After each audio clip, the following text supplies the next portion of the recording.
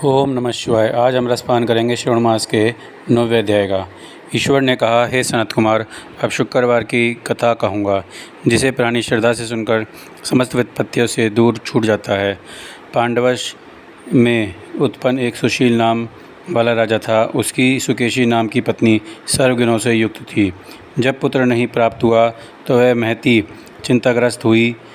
वह स्त्री के स्वभाव के कारण प्रत्येक महीने में कपड़े के टुकड़े को अपने उदर से बांधकर पेट वृद्धि करती थी।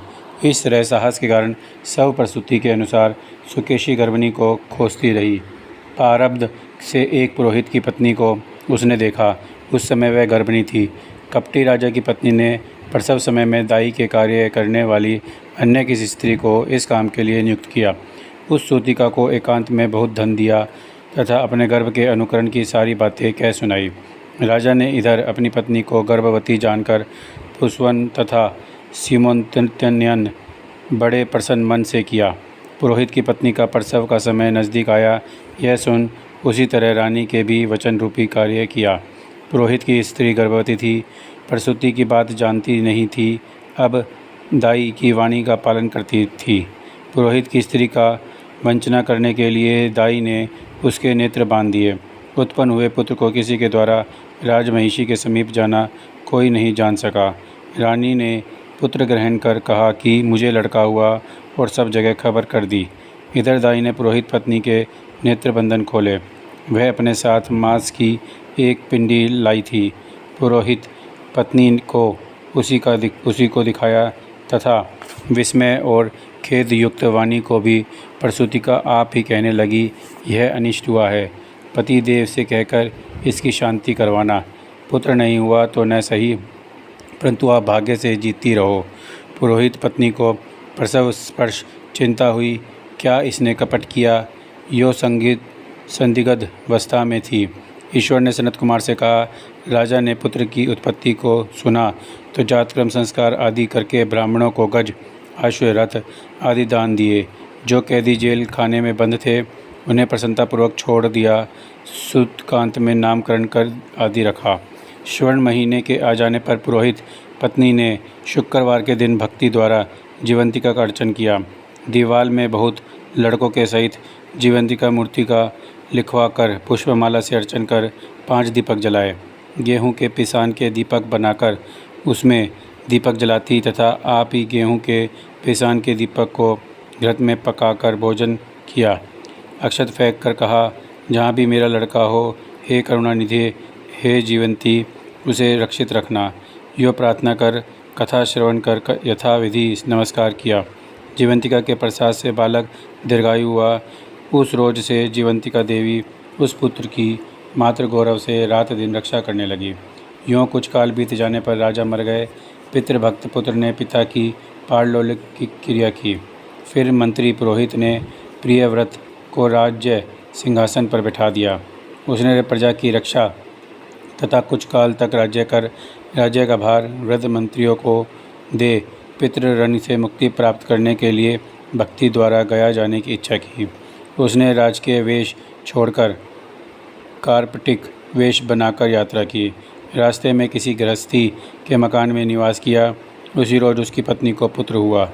इसके पूर्व उसके 5 पुत्र को क्रमशः षष्ठी देवी मार चुकी थी। पर इस लड़के के हो जाने पर 5वें रोज राजा वहां गया था। राजा ने शयन किया तो जब रात षष्ठी देवी बालक ग्रहण करने आई, तब षष्ठी देवी, इस राजा को लांग कर मत जाओ। यो जीवंतिका के मना करने पर जैसे षष्ठी देवी आई वैसे ही खाली चली गई।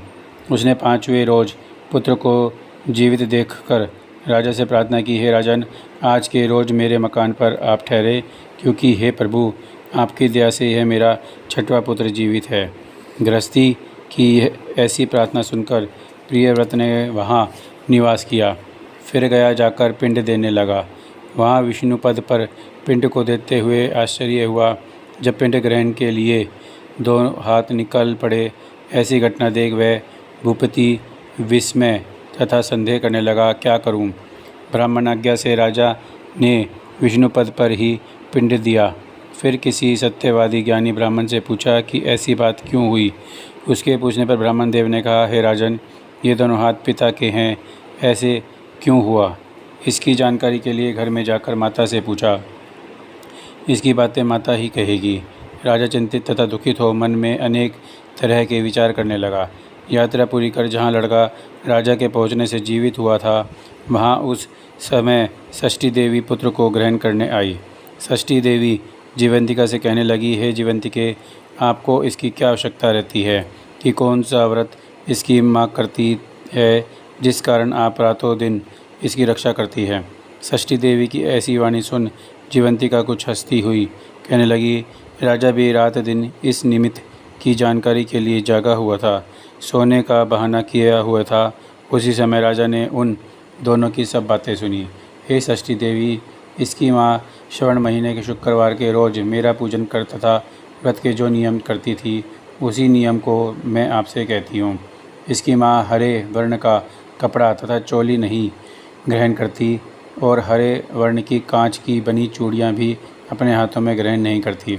चावल के धोवन के जल को कभी नहीं लागती। हरे पल्लव के मंडप के नीचे नहीं जाती। हरे वर्ण का हो जाने से करेले का साग नहीं खाती। यही सब मेरी प्रसन्नता के लिए करती है। इसी कारण इसकी मैं निरंतर रक्षा करती हूँ तथा इस लड़के की भी सुरक्षा करती हूँ। यह सब राजा सुनकर सुबह अपने नगर में गया। स्वागर्थ वहाँ राजा के नगरवासी तथा देशवासी प्राणी आए। राजा ने माता से पूछा, हे माता, आप जीवंतिका व्रत करती है तो उसकी क्या विधि है। राजा के पूछने पर माँ ने कहा, जीवंतिका व्रत मैं नहीं जानती।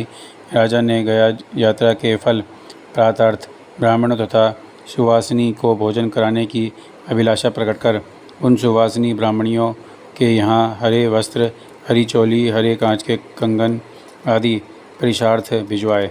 दूत ने वहाँ यह कहा कि अब आप राजा के घर में भोजनार्थ आवें। पुरोहित की पत्नी राजदूत से कहने लगी, मैं हरे वर्ण की कोई चीज़ नहीं लेती। पुरोहित पत्नी की ऐसी वाणी सुनकर राजा के दूत ने जाकर कहा। राजा ने पुरोहित की पत्नी के लिए रमणीक लाल वर्ण के कपड़े आदि भेजे। पुरोहित पत्नी उन सब चीज़ों को ग्रहण कर राजा के घर गई। वह पूरब वाले दरवाजे पर चावल का धोवन तथा जल हरे वर्ण का मंडप देखकर अन्य दरवाजे से गई। राजा ने देखकर पुरोहित पत्नी को नमस्कार किया और नियम के पालन का कारण पूछा। पुरोहित पत्नी ने शुक्रवार व्रत का कारण बतलाया। राजा को देखकर उस समय उसके स्तन के दूध बहने लगा। उस स्तनों की दुग्ध धारा से वह राजा अच्छी प्रकार सिंचित हो गया। गया जी में 2 हाथ निकलने से तथा रास्ते में गृहस्थी के यहाँ देवी से बातचीत तथा स्तनों में दूध बहाने मात्र से राजा को विश्वास हो गया कि यह मेरी माँ है। राजा ने गृह में रक्षा करने वाली माँ के समीप जाकर बड़े विनय से पूछा, हे माता, भय मत करो, मेरे जन्म समय की ठीक बात कहो। राजा के जन्म समय की बात सुकेशनी ने तथ्य रूप से कह दी। राजा ने इससे प्रसन्न हो अपनी जन्म देने वाले माँ बाप को नमस्कार किया और संपत्ति देकर बढ़ाया। इससे दोनों बड़े आनंदित हुए। एक दिन रात में जीवंतिका से राजा ने प्रार्थना की कि हे जीवंतिका, मेरे जन्म देने वाले पिता हैं तो गया में क्यों 2 हाथ निकले। उसी समय स्वप्न में देवी ने संशय नाश करने वाली वाणी में कहा, हे राजन, मैंने तुझे केवल विश्वास दिलाने के लिए ऐसी माया की थी, इसमें संदेह मत करो। शिव ने सनत कुमार से कहा, हे सनत कुमार, यह श्रवण महीने के शुक्रवार व्रत के सारे माहात्म्य को मैंने आपसे कहा। इस व्रत को करने मात्र से प्राणी सब इच्छाओं को पूर्ण कर लेता है। ओम नमः शिवाय। ओम नमः शिवाय।